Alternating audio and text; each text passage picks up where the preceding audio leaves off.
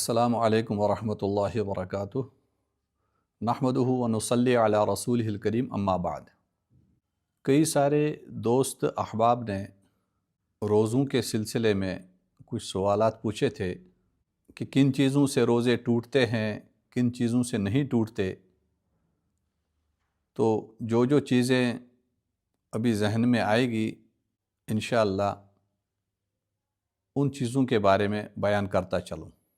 Number 1 سوال آیا ہے کہ روزوں کی حالت میں اگر ایک انسان ٹوتھ پیسٹ کرے، کولگیٹ استعمال کرے، جس کو ہم کہتے ہیں برش کرنا، اس سے روزہ ٹوٹتا ہے کہ نہیں؟ کولگیٹ استعمال کرنے سے روزہ ٹوٹتا تو نہیں ہے، البتہ اس کے اندر جو کافی مٹھاس ہے اس کی وجہ سے روزوں کے اندر تھوڑی سی کراہت ہوتی ہے۔ البتہ اگر وہ ٹوتھ پیسٹ اگر حلق سے نیچے اتر جائے تو اس صورت میں روزہ ٹوٹ جائے گا۔ اسی طرح روزوں کی حالت میں اگر کوئی شخص بیمار ہو گیا، اس کو خون چڑھانے کی ضرورت پڑ گئی، اس کو گلوکوز چڑھانے کی ضرورت پڑ گئی، ڈرپ لگانے کی، اسی طرح انجیکشن لگانے کی ضرورت پڑ گئی، تو اس صورت میں گلوکوز سے یا خون چڑھانے سے یا انجیکشن لگانے سے، چاہے وہ نس کے اندر ہی ہو، چاہے وہ رگوں کے اندر ہی ڈالا جائے، تو اس سے روزہ نہیں ٹوٹتا۔ کوئی بیمار ہے، سانس کی پرابلم ہو جائے روزے کی حالت میں، تو آکسیجن کی اگر ضرورت پڑ جائے تو آکسیجن لینے سے بھی ایک انسان کا روزہ نہیں ٹوٹتا بلکہ روزہ برقرار رہے گا۔ اسی طرح اگر کسی مریض کو دانت نکالنے کی ضرورت پڑ گئی روزوں کی حالت میں، تو روزوں کی حالت میں دانت نکالنے سے روزہ نہیں ٹوٹتا۔ اسی طرح گمز پرابلم ہو، اسی طرح دانتوں کا کوئی بھی علاج ہو، تو اس صورت میں بھی اس مریض کا روزہ نہیں ٹوٹے گا۔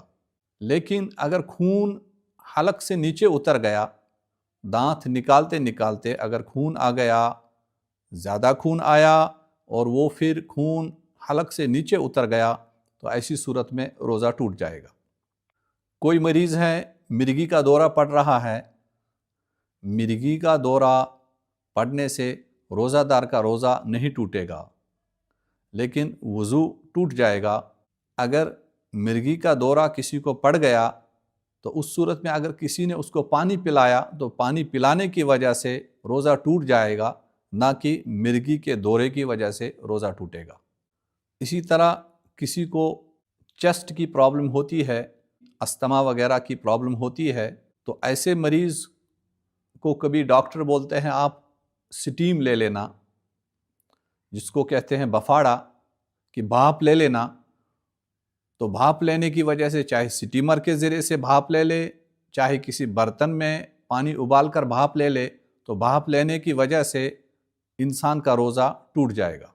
اسی طرح کوئی ایسی دوائی جو سانس کی وجہ سے کھینچی جاتی ہے، جس طرح چیسٹ کے مریضوں کو، استھما کے پیشنٹوں کو، یا اور بھی کسی کو جو جس طرح کا مریض ہو، اس کو اگر ڈاکٹر یہ بولے کہ سانس کے ذریعے سے یہ ٹیبلٹ کھینچ لینا، اندر لے لینا، تو اس دوائی کے لینے سے ایک انسان کا روزہ ٹوٹ جائے گا۔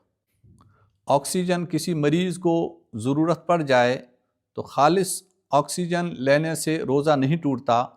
اگر کسی مریض کو آکسیجن کی ضرورت پڑ جائے روزہ کی حالت میں، تو خالص آکسیجن لینے سے روزہ نہیں ٹوٹے گا بلکہ روزہ برقرار رہے گا۔ ہاں، اگر آکسیجن کے ساتھ کوئی اور میڈیسن ایڈ کی جائے اور وہ اس کو لینی پڑ رہی ہے، تو ایسی صورت میں اس میڈیسن کی وجہ سے جو آکسیجن کے ساتھ ایک مریض لے رہا ہے، تو اس کی وجہ سے روزہ دار کا روزہ ٹوٹ جائے گا۔ ناک اور کان میں دوائی ڈالنے سے روزہ ٹوٹ جائے گا۔ آنکھوں کے اندر دوائی ڈالنا یا سرما لگانا، اس کے ذریعے سے روزہ نہیں ٹوٹے گا۔ تمباکو، سگریٹ، پان، گٹکا، نسوار، ان چیزوں کے استعمال سے، یا کوئی چیونگ گم چباتا ہے، تو ان چیزوں کے استعمال سے روزہ ٹوٹ جائے گا، روزہ برقرار نہیں رہے گا۔ ہاں اگر کوئی انسان چلتا ہے تو بلا ارادہ اس کے منہ کے اندر کوئی مکھی چلی جائے، گرد و غبار چلا جائے، اسی طرح دھواں چلا جائے بلا قصدن، تو اس صورت میں روزہ نہیں ٹوٹے گا، روزہ برقرار رہے گا۔ اگر کوئی ایسا مریض ہے، اس کو ڈاکٹر بولتے ہیں کہ معدے کے اندر چاہے ناک کے راستے سے چاہے منہ کے راستے سے کوئی علاج کے لیے یا ٹیسٹ کے لیے اس کو پائپ ڈالی جا رہی ہے، تو اس پائپ کے ڈالنے کی وجہ سے، خالص پائپ کے ڈالنے کی وجہ سے روزہ دار کا روزہ نہیں ٹوٹے گا بلکہ روزہ برقرار رہے گا۔ اگر اس پائپ کے ذریعے سے اس کے معدے کے اندر، اس کے پیٹ میں کوئی دوائی ڈالی جا رہی ہے تو ایسی صورت میں روزہ ٹوٹ جائے گا۔ اسی طرح مرد یا عورت اگر ان کو کوئی ایسی تکلیف ہو کہ ان کی مخصوص جگہوں میں دوائی ڈالنے کی ضرورت پڑ جائے شرمگاہوں کے اندر، تو شرمگاہوں کے اندر دوائی ڈالنے کی وجہ سے یا دوائی رکھنے کی وجہ سے روزہ ٹوٹ جاتا ہے۔ کسی شخص کو خود بخود قے آ جائے، الٹی ہو جائے، تو الٹی خود بخود آ جائے تو الٹی ہونے سے، قے آنے سے روزہ برقرار رہے گا، روزہ نہیں ٹوٹے گا۔ اور اگر ایک شخص کو قے آ گئی تو اس نے قے قصدن واپس لوٹائی، یعنی منہ میں آنے کے بعد قصدن وہ واپس لوٹا رہا ہے، اس قے کو واپس اندر لے رہا ہے، تو ایسی صورت میں روزہ ٹوٹ جائے گا۔ اور اگر بلا قصدن وہ قے کے کچھ اجزاء، قے کا کچھ حصہ اندر چلا جا رہا ہے بلا ارادہ، بلا قصدن، تو ایسی صورت میں روزہ نہیں ٹوٹے گا۔ یا کوئی شخص خود انگل دے کر حلق کے اندر انگلی دے رہا ہے، انگلی دینے سے وہ قے کر رہا ہے، گویا کہ یہ جان بوجھ کر قے کر رہا ہے، تو ایسی صورت میں اس شخص کا روزہ ٹوٹ جائے گا۔ کوئی شخص وضو کر رہا ہے، وضو کرتے کرتے اس نے کلی کی، تو کلی کرتے کرتے پانی حلق کے اندر چلا جائے، نیچے اتر جائے، تو روزہ ٹوٹ جائے گا۔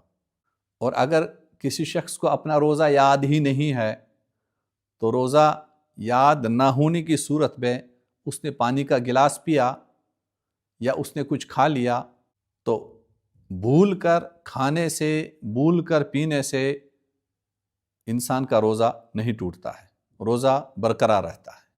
اسی طرح سحری کا وقت ختم ہونے کے بعد بھی اگر کوئی کھاتا رہا، یعنی صبح صادق کے بعد ایک انسان کھاتا رہا، تو ایسی صورت میں روزہ ٹوٹ جاتا ہے۔ اور اسی طرح اگر ایک انسان غروب آفتاب سے پہلے ہی افطار کر لیتا ہے تو اس صورت میں بھی روزہ ٹوٹ جاتا ہے۔ روزوں کی حالت میں اگر خواتین کے مخصوص ایام شروع ہو گئے تو جس وقت سے ہی مخصوص ایام شروع ہو جائیں گے، روزہ اسی وقت سے ٹوٹ جائے گا، اس دن کا روزہ پھر سے رکھا جائے گا۔ ایک انسان نے سحری کھا لی، سحری کھانے کے بعد اس کے دانتوں میں کچھ پھنس گیا، چاہے گوشت کا ٹکڑا ہو، چاہے چاول کا دانہ ہو، چاہے اور کوئی چیز ہو، چاہے میوہ ہو، اور پھر صبح صادق کے بعد دن میں کسی بھی وقت